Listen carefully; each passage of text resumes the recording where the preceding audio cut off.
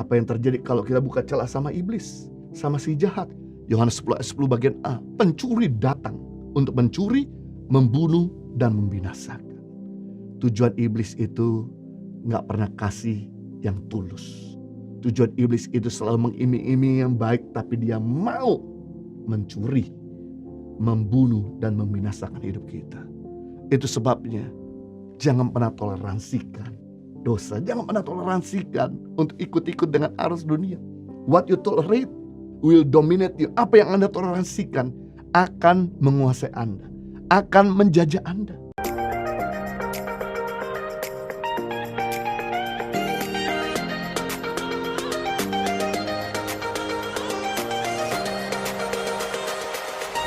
Bodoh versus bijaksana. Mari saya mengajak kita untuk melihat firman Tuhan dalam Matius pasal 25 ayat pertama sampai 13 dengan judul perikop gadis-gadis yang bijaksana dan gadis-gadis yang bodoh. Pada waktu itu hak kerajaan sorga seumpama 10 gadis yang mengambil pelitanya dan pergi menyongsong mempelai laki-laki. 5 di antaranya bodoh dan 5 bijaksana. Gadis-gadis yang bodoh itu membawa pelitanya tetapi tidak membawa minyak. Sedangkan gadis-gadis yang bijaksana itu membawa pelitanya dan juga minyak dalam buli-buli mereka. Tapi karena mempelai itu lama tidak datang-datang juga, mengantuklah mereka semua lalu tertidur. Waktu tengah malam terdengar suara orang berseru, "Mempelai datang, songsonglah dia." Gadis-gadis itu pun bangun semuanya lalu membereskan pelita mereka. Gadis-gadis yang bodoh berkata kepada gadis-gadis yang bijaksana, "Berikanlah kami sedikit dari minyakmu itu, sebab pelita kami hampir padam." Tapi jawab gadis-gadis yang bijaksana itu, "Tidak, nanti tidak cukup untuk kami dan untuk kamu.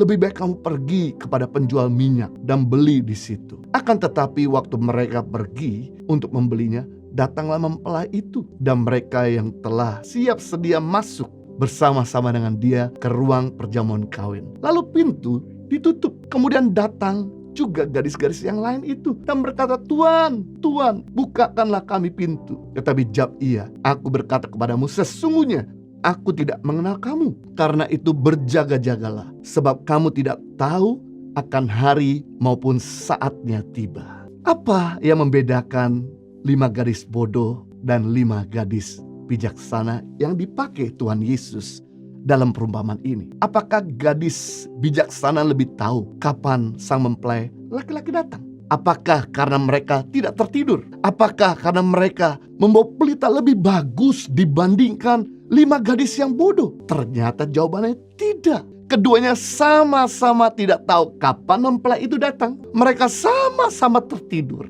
Mereka sama-sama setia menanti kedatangan sang mempelai. Sama-sama kaget ketika mendengar mempelai datang. Pelita yang dibawa ke-5 gadis bijaksana sama saja dengan pelita yang dibawa 5 gadis yang bodoh. Lalu apa yang membedakan?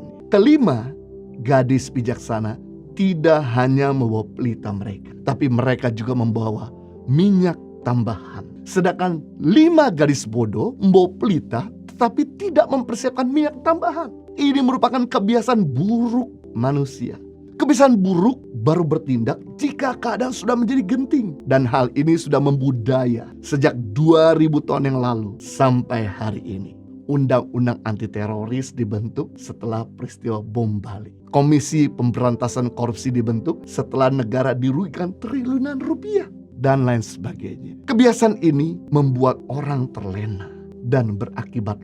Saya pelajari bahwa gadis-gadis bodoh itu bukanlah kumpulan orang-orang yang tidak percaya Tuhan atau kumpulan orang-orang berdosa. Kenapa? Karena gadis-gadis bodoh ini sebenarnya ikut dan menantikan mempelai laki-laki. Seperti yang dikatakan di ayat pertama. Pada waktu itu hak kerajaan sorga seumpama 10 gadis yang mengambil pelitanya dan pergi menyongsong mempelai laki-laki. Berarti Alkitab menggambarkan bahwa gadis-gadis ini termasuk sebagai mempelai Kristus. Sadarilah bahwa di akhir zaman mempelai Kristus akan terbagi menjadi 2 bagian.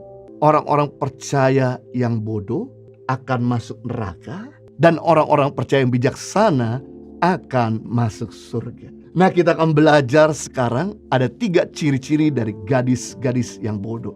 Atau 3 ciri-ciri dari orang percaya yang bodoh. Yang pertama, mereka ikut Tuhan tetapi tingkah lakunya masih mirip dengan dunia. Mereka itu mudah terpengaruh dengan lingkungan. Mereka hanya mampu menjadi termometer. Mereka tidak mampu untuk jadi termostat. Termostat adalah alat mengatur suhu, mengendalikan suhu. Kalau suhunya panas, kita puter sehingga suhu yang panas bisa jadi sejuk. Kalau suhunya dingin, kita bisa atur, maka suhu yang dingin menjadi hangat. Sedangkan termometer adalah alat mengukur suhu. Termometer selalu bergantung dengan keadaan atau membebek suasana. Dia ngikutin keadaan. Dia nggak bisa mengontrol keadaan. Kalau orang dunia korupsi, dia sebagai anak Tuhan juga ikut-ikut korupsi. Gadis yang bodoh ini dalam Matius 25 ayat 3 membawa pelitanya, tapi tidak membawa minyak cadangan. Dia nggak berpikir ke depan apa resiko yang akan terjadi. Dia nggak prepare, dia nggak persiapkan dirinya dengan baik-baik. Dia sangat berpengaruh dengan keadaan sekelilingnya. Dia mau enak aja, mau rasa nyaman aja. Yang lain suka marah-marah. Dia sebagai anak Tuhan juga punya sumbu pendek, gampang emosional. Yang lain pesimis akan masa depan. Dia sebagai anak Tuhan juga tidak bisa optimis akan masa depan. Orang di sekitarnya kalau kerja tuh bermalas-malasan, dia sebagai anak Tuhan nggak ada bedanya. Kerja juga bermalas-malasan, nggak excellent. Kalau orang dunia berpacaran bebas, dia sebagai anak Tuhan juga berpacaran sembarangan. Kalau orang di sekitarnya gosip, sebagai anak Tuhan, dia jadi tukang gosip juga. Dia nggak bisa jadi diri sendiri. Dia selalu terpengaruh dengan lingkungan. 1 Petrus pasal 5 ayat 8 mengatakan, sadarlah dan berjaga-jagalah. Lawanmu si iblis itu berjalan keliling sama seperti singa yang mengaung-ngaung dan mencari orang yang dapat ditelannya. Jadi perhatikan, iblis itu seperti singa yang ompong, yang sedang berkeliling, mengaung-ngaung, tapi nggak bisa gigit kita. Nggak bisa terkam kita, nggak bisa telan kita sampai kita tuh buka celah. Sampai kita buka pintu baru dia masuk. Kalau kita nggak buka pintu, dia nggak akan bisa telan kita.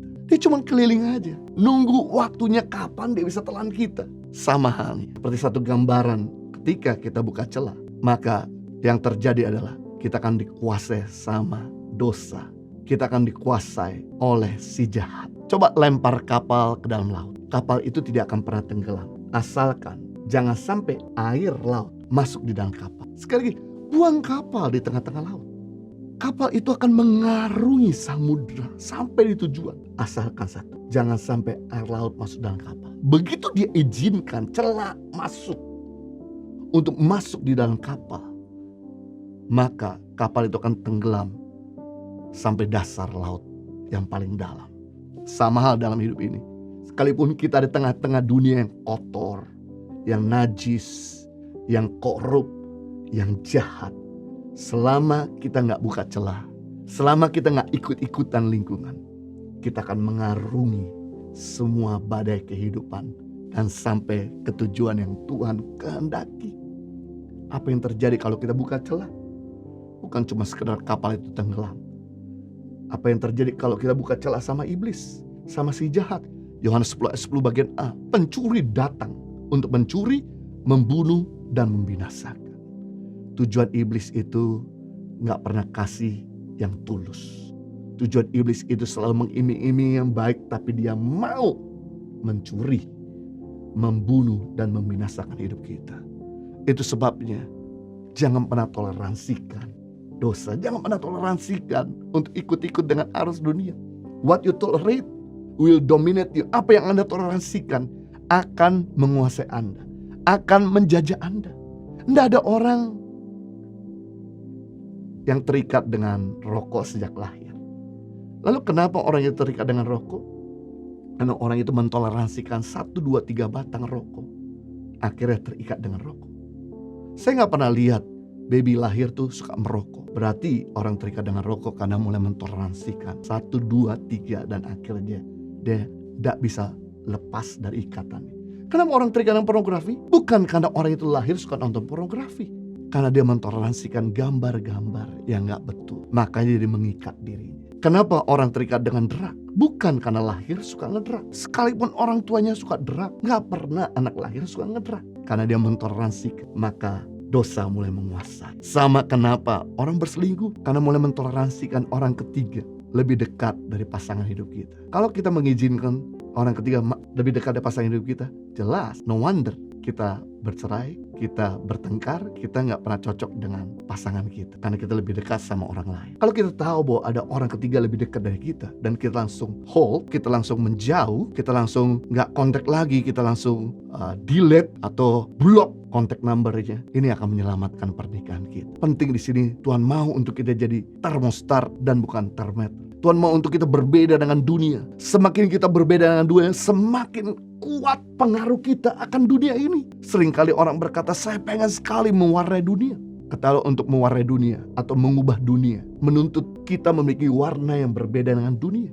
Kalau dunia hitam, kita jangan pakai warna hitam lagi. Gak ada bedanya. Makin gelap ya. Kalau dunia hitam, kita pakai putih. Kita pakai roh yang berlawanan. Jadi kalau Anda mau berbeda dengan dunia, Anda harus berbeda. Anda harus bisa mempengaruhi dunia. Kalau dunia malas, kita harus bisa buktikan kita rajin. Kalau dunia gak setia dengan pasangannya, kita bisa buktikan bersama dengan Tuhan kita makin mencintai pasangan kita dan setia sama pasangan kita. Kalau dunia selfish, mari beda, kita harus selfless. Kalau dunia bicara sembarangan, kita bisa bicara berkualitas. Yesus di tengah-tengah orang munafik, Yesus bisa berintegritas. Yesus di tengah-tengah orang yang selfish, dia bisa selfless. Yesus di tengah-tengah dunia yang malas, dia bisa rajin. Pagi-pagi benar, dia bangun cari wajah Bapa di surga.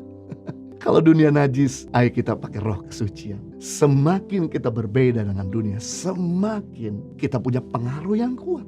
Ikan yang melawan arus bukanlah ikan yang besar. Ikan melawan arus adalah ikan yang hidup. Sekalipun ikan itu besar seperti paus, tapi kalau dia mati pasti akan terseret.